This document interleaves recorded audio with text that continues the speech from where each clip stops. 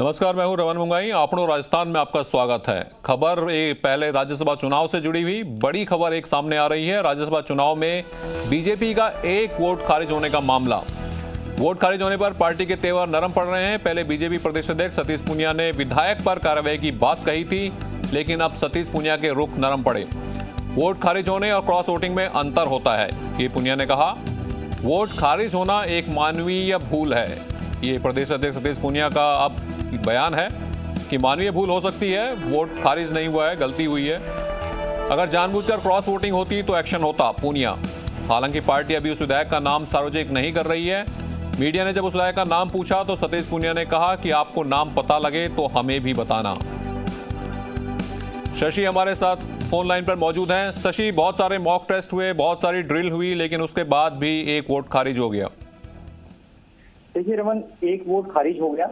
भले ही पार्टी इसको मानवीय भूल बता करके हल्के में ले रही हो, लेकिन पार्टी के भीतर इस पूरे मामले को लेकर के बड़ी हलचल है। दरअसल ओंकार सिंह लखावत के कैंप में जो वोट जाने थे 21 वोट थे, उनमें से यह वोट लीक हुआ है। और जो हमारे पास में लिस्ट मिली है उसके मुताबिक हमको पूरे नाम मिले हैं कि वो कौन कौन से नाम हैं जो ओंकार सिंह लखावत को वोट देने वाले थे। उसमें सिद्धि कुमारी, गुरदीप शाहपणी, शोभा रानी कुशवाहा, शोभा चौहान, मोहन राम चौधरी, छगन सिंह राजपुरोहित, अविनाश गहलोत, जोराराम कुमावत, रामस्वरूप लांबा, इस तरीके के नाम मिले हैं। लेकिन जो पार्टी के सूत्र हैं वो ये कह रहे हैं कि दरअसल संभवतः आशंका इस बात की है कि क्या सरकार की तरफ से कोई दबाव बनाया गया, क्या कांग्रेस पार्टी अपनी रणनीति में कामयाब रही। और जैसा कि कांग्रेस की कैंप की तरफ से दावा किया गया था कि बीजेपी के कैंप में भी वोट कटेंगे, बीजेपी को उतने वोट नहीं मिलेंगे जितने वोट का बीजेपी दावा कर रही है। चुनाव के बाद में भी इस बात का दावा किया गया था कि देखिए पहले ही कांग्रेस ने ये कह दिया था। चलिए शशि, धन्यवाद आपका तमाम इस जानकारी के लिए, बहुत बहुत शुक्रिया।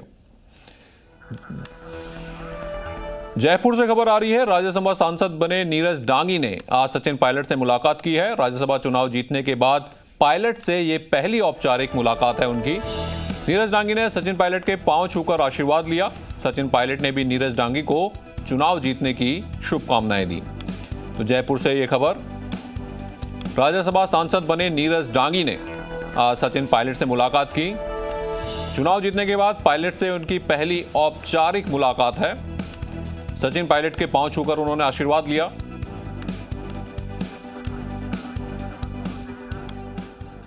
अजमेर के व्यार में राजस्थान प्रदेश कांग्रेस कमेटी अनुसूचित जाति विभाग ने कांग्रेस नेता नीरज डांगी और केसी वेणुगोपाल के राज्यसभा सदस्य निर्वाचित होने पर खुशी जाहिर की है।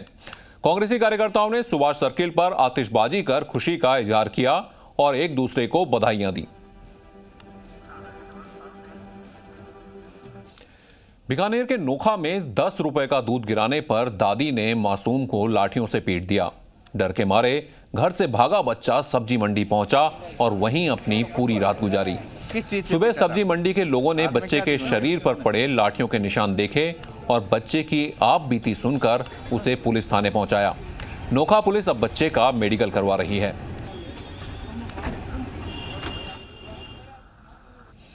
दौसा के सिकंदरा थाना क्षेत्र में पुराने जमीन विवाद को लेकर दो पक्षों में जमकर खूनी संघर्ष हुआ।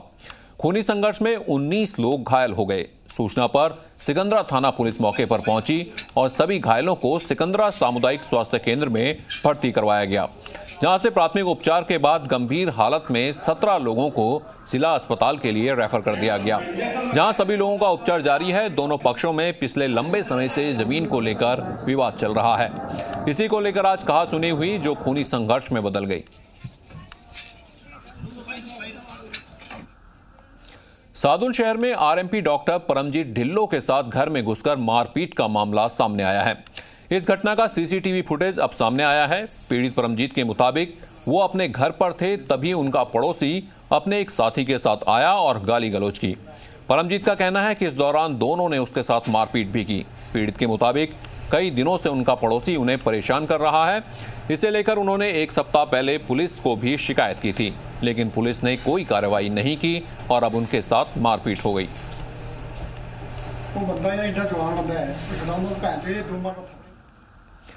जयपुर पिंक स्क्वायर मॉल में विवाद। व्यापारियों और मैनेजमेंट में मेंटेनेंस को लेकर विवाद हुआ। माल प्रबंधन वसूल रहा है लॉकडाउन अवधि का मेंटेनेंस। व्यापारियों ने विरोध में बंद की दुकानें। मैनेजमेंट के कदम का व्यापारियों ने विरोध किया।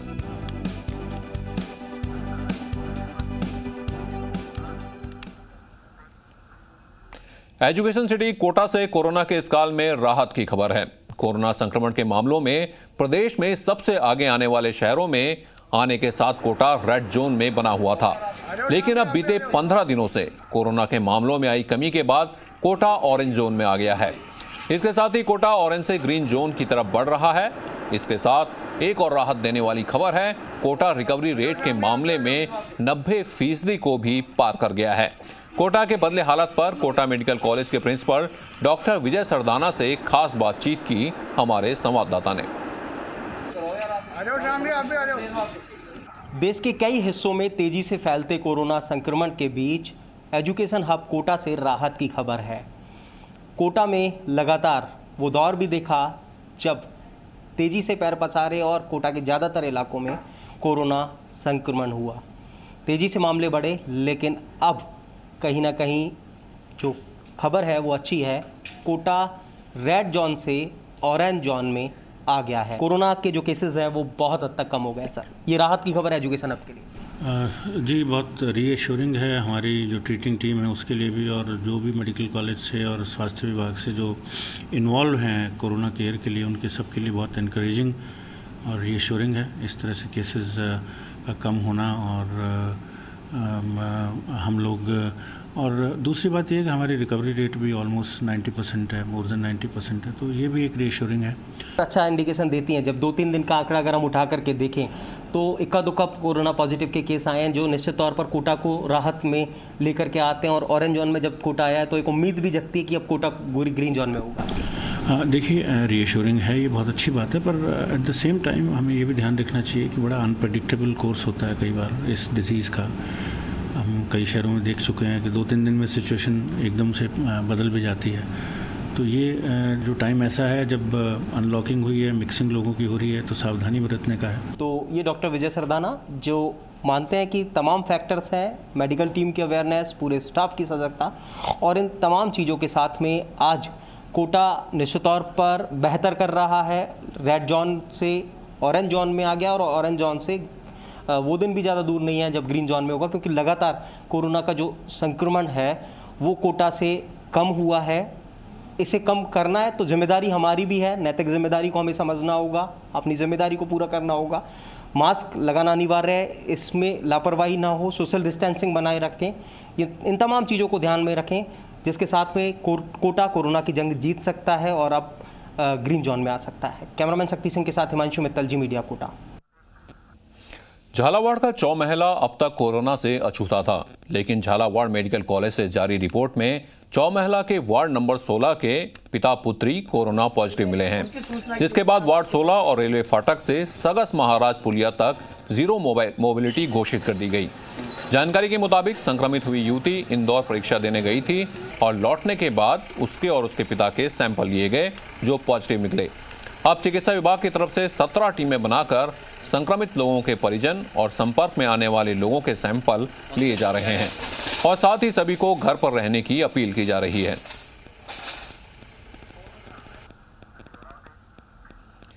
धौलपुर जिले में पिछले एक हफ्ते से लगातार कोरोना रोगियों की संख्या में इजाफा हो रहा है। शनिवार को 39 नए कोरोना रोगी मिलने से कोरोना संक्रमितों का आंकड़ा बढ़कर 294 पहुंच गया है।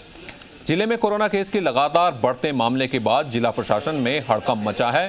बाड़ी उपखंड में कोरोना पॉजिटिवों के लिए बनाए गए क्वारंटाइन सेंटर के मरीजों ने घटिया भोजन देने का आरोप लगाया है। उपखंड प्रशासन ने दावा किया कि राज्य सरकार की गाइडलाइन के मुताबिक सभी व्यवस्थाएं मरीजों को दी जा रही हैं। कस्तूरबा गांधी आवासीय विद्यालय में करीब 27 मरीजों को क्वारंटीन किया गया है, जबकि संस्था ने पानी पीने के लिए महज 4-5 पानी के मटके उपलब्ध करवाए हैं।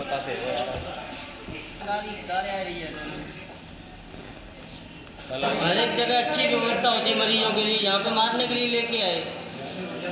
ये सब चीज़ें पोहा वगैरह खा के किसी को दस्त हो रहा है, छाले हो रहे मुंह में, इतनी तीखा वगैरह बना के लेके आते हैं। अनलॉक 1.0 में जहां जीवन पटरी पर आने लगा है, वहीं कोरोना के बचाव के लिए लोग सुबह सुबह योग भी कर रहे हैं। योग दिवस को लेकर बीकानेर में योगाभ्यास किया जा रहा है। योग दिवस को लेकर की जा रही तैयारियों का जायजा लिया संवाददाता त्रिभुवन रंगा ने। आप मेरे पीछे देख सकते हैं, रेतीले धुरों पर लोग सुबह सुबह योग कर रहे हैं। योग दिवस है, उसकी भी पूरी तैयारी की जा रही है।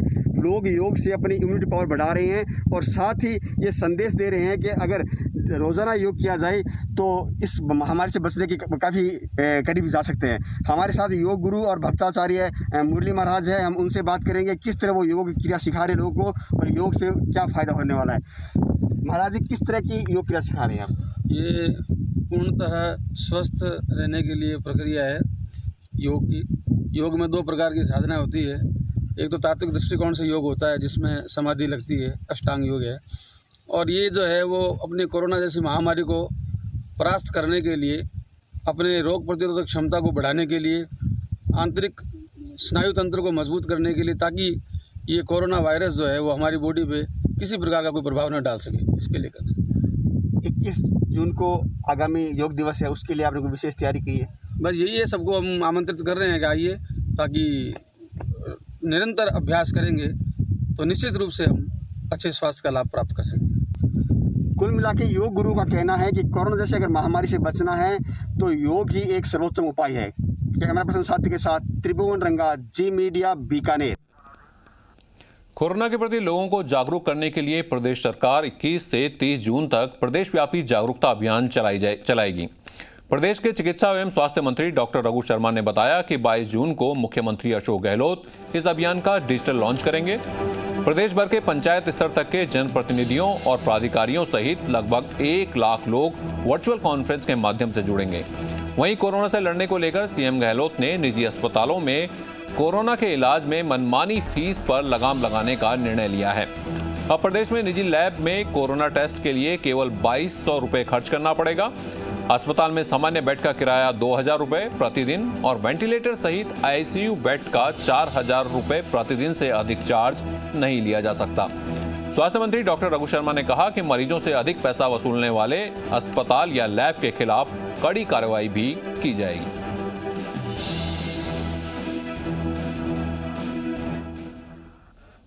बेजुबान वन्यजीवियों को पिंजरे में कैद कर रखने की खबर पर जी राजस्थान की मुहिम रंग लाई है।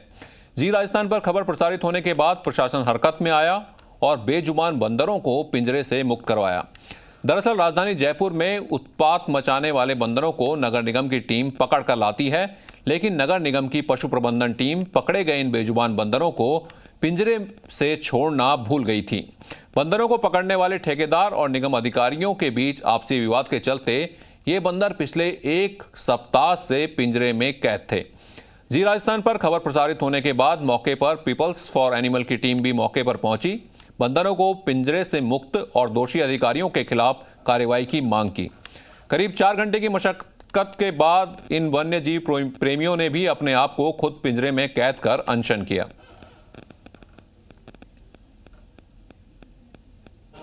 बंदरों को किस तरीके से पिंजरे में कैद रखकर यहाँ पर क्रूरता की जा रही थी। जी राजस्थान की खबर दिखाए जाने के बाद में पूरे प्रशासन में हड़कंप मचा और आखिर 5 घंटों की लंबी मशक्कत के बाद में पिछले 1 सप्ताह से कैद बेजुबा वन्य जीवों को जंगल में छोड़ने की तैयारी की जा रही है। आप लोगों ने लगातार मुहिम यहाँ पर छेड़ी, किस तरीके से अब इन वन्य जीवों को छोड़ा जा रहा है? देखिए, जो पिछले कई दिनों से ये बंदर यहाँ पे परेशान थे, पिंजरों में बंद थे, और आज इस मुहिम के बाद में पुलिस भी पहुँची है, वन विभाग की टीम भी पहुँची है और अभी हमारे सामने इन पिंजरों से निकाल करके इन जानवरों को जंगलों में छोड़ा जाएगा और हम भी साथ जाएंगे, कार्यकर्ता हमारे। हालांकि जो भी दोषी अधिकारी हैं वो पूरे इस घटनाक्रम से बच रहे हैं, लेकिन सबसे ये कह सकते हैं कि राहत भरी खबर है कि जिस तरीके से बेजुबा इन वन्यजीवों को पिंजरे में कैद कर रखा जा रहा था, अब उन बेजुबा जानवरों को यहाँ पर शिफ्ट यहाँ पर किया जा रहा है।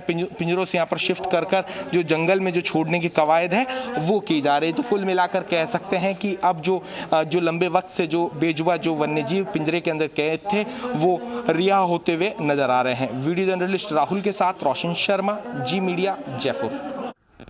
लॉकडाउन में निजी स्कूलों की फीस वसूली का विरोध तेज हो गया है। अब निजी स्कूल संचालक ऑनलाइन क्लास के नाम पर वसूली कर रहे हैं, जिसे लेकर जयपुर में 11 स्कूल के 500 से ज्यादा अभिभावकों ने मीटिंग की। इस दौरान अभिभावकों ने स्कूल की मनमानी के खिलाफ रणनीति तैयार की। उनका कहना है कि ऑनलाइन क्लास के नाम पर मनमानी वसूली जारी ही है फीस और सरकार को इस मामले में हस्तक्षेप करना चाहिए। अभी अपने फ्रेंड सब बोल रहे हैं और ये हम सब जानते हैं कि they are not going to, मुश्किल से एक हफ्ते के लिए स्कूल खोलेंगे, फीस कलेक्ट नहीं हुई है, बंद करेंगे। मानसून की दस्तक से पहले प्रदेश में भी भीषण गर्मी और उमस लोगों को जमकर सता रही है। बीते एक सप्ताह से सूरज की तेज तपिश, उमस और लू के थपेड़ों ने लोगों को बेहाल कर दिया है। राजस्थान की ओर तेजी से बढ़ रहे मानसून के चलते संभावना जताई जा रही थी कि मानसून 20 जून तक राजस्थान में दस्तक दे देगा, लेकिन हवाओं के चलते मानसून के अगले 36 घंटों में या 25 जून तक डूंगरपुर बांसवाड़ा के रास्ते राजस्थान में दस्तक देने की संभावना है। प्रदेश के अधिकतर जिलों में दिन का तापमान करीब 43 डिग्री के पार पहुंच चुका है। प्रदेश में मानसून अगले 36 घंटे के अंदर दस्तक देने की संभावना है, लेकिन इस मानसून की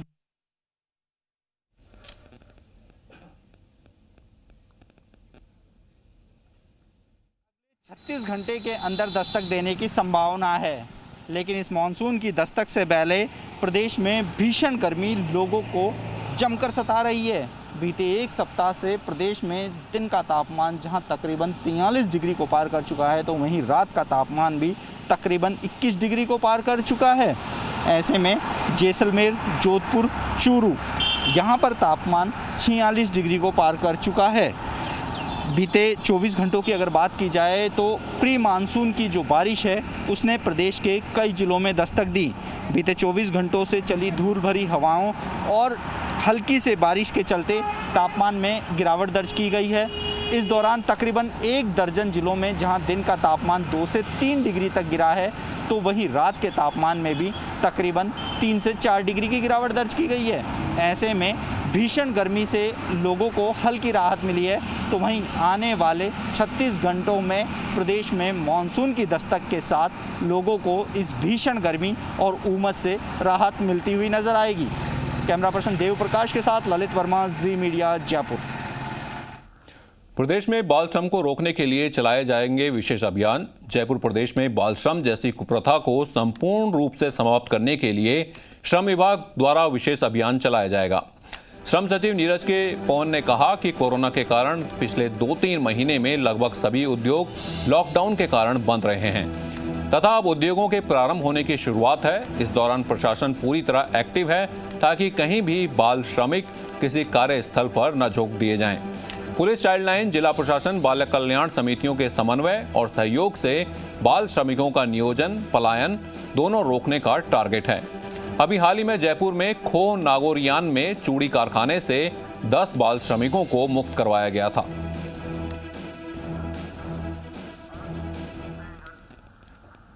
डूंगरपुर बांसवाड़ा सांसद कनकमल कटारा ने शनिवार को उदयपुर डूंगरपुर अहमदाबाद आमान परिवर्तन रेल परियोजना के कार्य का निरीक्षण किया।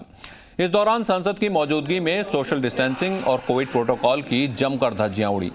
बड़ी संख्या में पार्टी कार्यकर्ताओं की भीड़ जमा हो गई, तो कई लोगों ने महज औपचारिकता के लिए ही चेहरे पर मास्क लगा रखे थे। सांसद कनकमल कटारा ने भी माना कि चूक हुई है, आगे से ध्यान रखा जाएगा। उन्होंने भरोसा दिया कि जल्द ही फिर से डूंगरपुर में रेल दौड़ने लगेगी। जल्दी से जल्दी रेल सेवा की प्रारंभ हो जाए, यह हमारी सबकी मंशा थी और इसी दृष्टिकोण को ध्यान में रखते हुए, क्योंकि हम इसको उद्घाटन भी कराना चाहते हैं, तो पहले हम देख लें कि आज कितना काम बाकी है और कितना पूरा हुआ है और क्या क्या प्रॉब्लम्स हैं, क्या स्थितियां हैं। इसके बारे में आज हम विजिट के लिए यहाँ पर आए हुए हैं और हमने पूरा विजिट किया है। अधिकारियों से चर्चा, उसके अंदर 2 महीने के अंदर अंदर यह पूरा हो जाएगा। नेशनल हाईवे 8 सिदरिया के नजदीक चोरों ने हार्डवेयर शॉप का ताला तोड़कर 1.5 से 2 लाख का माल पार कर लिया और दुकान में आग लगाकर फरार हो गए। इस मामले की सूचना पर आदर्श नगर थाना पुलिस मौके पर पहुंची, पर मौका मुआयना कर पीड़ित शफी मोहम्मद की शिकायत पर तफ्तीश शुरू कर दी गई। आग के कारण भी नुकसान हुआ है, हालांकि आग दुकान में ज्यादा नहीं फैल पाई, जिससे बड़ा नुकसान होने से बच गया। पुलिस ने चोरों की तलाश के लिए आसपास में लगे सीसीटीवी फुटेज खंगालने शुरू कर दिए हैं। ताले तोड़ कर आए गए।